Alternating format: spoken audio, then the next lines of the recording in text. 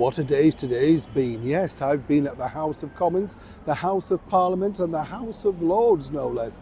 What a splendid day though, steeped of course in royal history, tradition, bomb scares, bomb checks, taking someone hostage and having a door slammed in your face. Well, not me, that's Black Rod of course. And these traditions have gone back over 500 years. And yes, for good measure, Guy Fawkes and the Gunpowder Plot too.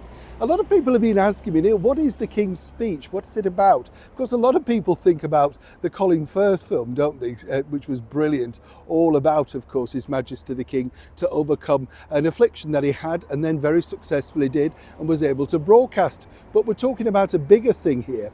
Of course, His Majesty the King, King Charles III, delivered his second state opening of Parliament speech, known as the King's Speech. And I wanted to share it with you because quite a few got in touch in the comments saying, what is it about? It looks a spectacular event. Well, it is, it truly is. And it's one of those events that, thankfully, because it happened in summer, normally this sort of situation takes place later in the year, and it's normally very bad weather, very dark, very miserable.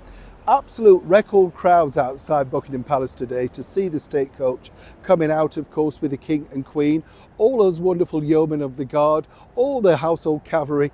What an absolute delight and performance. Now, whether you like the monarchy or not, what you have to say is Britain puts on a wonderful show.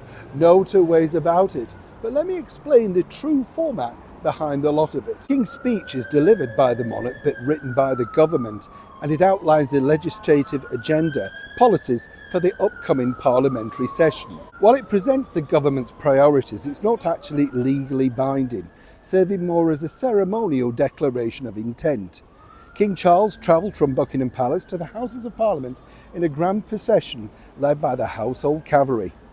King Charles III then delivered his second address at the state opening of Parliament, engaging in long-standing traditions which included bomb checks, taking someone hostage and slamming the Commons door in MPs' faces. Upon the arrival in the state crown coach and of course the ceremonial robes, which are put together in the robing room, the King then proceeded to the House of Lords, where he delivered his first speech from the throne.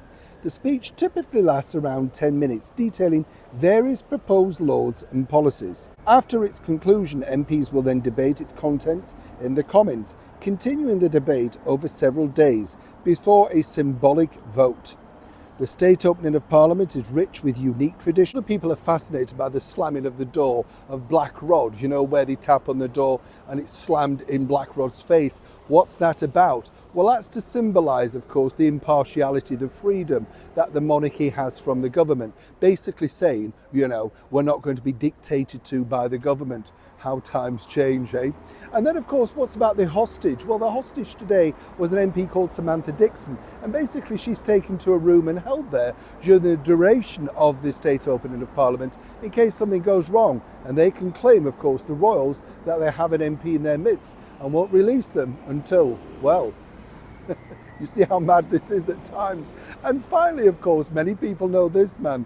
That's right, Guy Fawkes, who masterminded the ill-fated Gunpowder Plot. Well, you see, before the King and the Queen arrive, the yeomen of the guard, the brilliantly dressed yeomen of the guard, basically have to search the palace cellars and undergrounds and all that sort of stuff for any traces of people possibly trying to either set off an explosion or indeed a bomb. This all dates back to that particular time.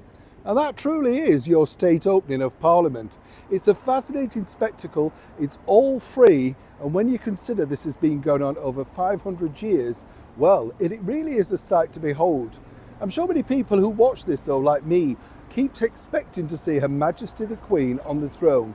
She sat there for so many sessions, and it does seem strange, even today, to see, of course, King Charles and Queen Camilla in their places. But as ever, I thought he did a splendid job. Neil Sean in the very heart of London.